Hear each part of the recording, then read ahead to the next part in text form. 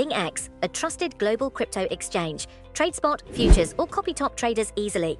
Sign up via the link or referral code to get 30 USDT instantly, plus up to 1,500 USDT in bonuses for verification, deposit, and trading.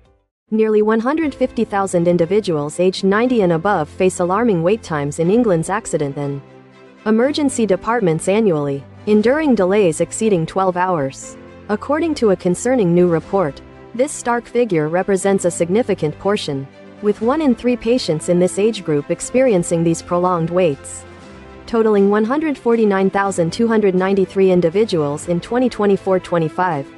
The report from Age UK paints a grim picture of the care provided, detailing instances where older patients are left for hours in their own waste, suffering from wet beds, and are even denied essential pain relief. The psychological toll is immense, with some elderly individuals forced to witness and hear the deaths of fellow patients while awaiting treatment, trapped in the stressful environment of overcrowded corridors. These are not isolated incidents, but rather a systemic issue that has become a crisis hiding in plain sight, as described by Caroline Abrahams, charity director of Age UK. She emphasizes that no one, particularly those in their final days, should be subjected to such undignified conditions in hospital corridors, where compassionate care becomes nearly impossible. The report further uncovers truly shocking accounts, including an older woman who tragically died from a heart attack after being left to wait, an 86-year-old man who was effectively lost within the hospital system and placed in a disused corridor, and another man who, after being left on an IV drip for 20 hours, soiled himself due to an inability to access toilet facilities.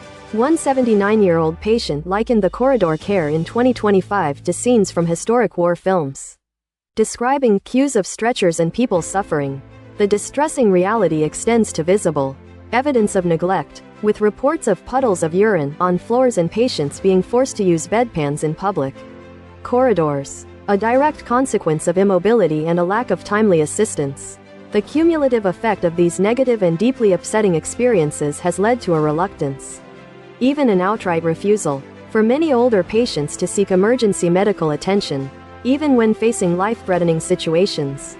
A poignant testimony from a widow described her very ill late husband, connected to a drip and placed in a chair, suffering the humiliation of being left in his own excrement for over 20 hours because no one was available to assist him to the toilet, highlighting the profound lack of dignity experienced. Abrahams asserts that the heartbreaking stories heard from older individuals and their families are exacerbated by the stark reality that the older one gets, the more likely they are to endure these lengthy and uncomfortable waits. She likens corridor care and extended A&E waits to a rot eating away at the heart of the NHS, eroding public trust and undermining the ability of dedicated hospital staff to find satisfaction in their work. The fear is that substandard care in and around some A&E departments has become almost expected, a dire situation demanding urgent intervention. Ministers are urged to present a concrete plan with specific deadlines and milestones to eradicate long A&E waits in corridor care. While hospitals can implement internal improvements, the crucial need is for government leadership, utilizing levers such as targets, inspections, and funding to address this crisis that disproportionately impacts the elderly. Helen Morgan, the Liberal Democrat MP and party's health spokesperson, echoes this call, urging ministers to deliver a plan to end corridor care, stating that the harrowing accounts of elderly individuals confined to corridors, left in their own waste, and unable to access basic necessities have no place in a modern or decent society.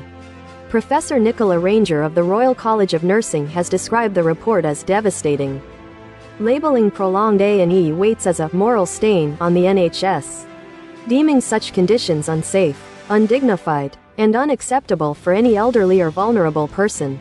She points to overstretched and understaffed nursing teams facing an impossible task, with the system failing both staff and patients. Daniel Elkolis of NHS Providers called the Age UK report shocking, underscoring the urgent need for investment in infrastructure and equipment to enhance capacity. Rory Dayton of NHS Confederation advocates for the development of viable alternatives to A&E for certain patients, including improved access to general practitioners, walk-in centers, and localized support for falls and frailty. Health Minister Karen Smith MP acknowledged the report as heartbreaking, stating that care in corridors is unacceptable and undignified, and expressing a firm determination to end it.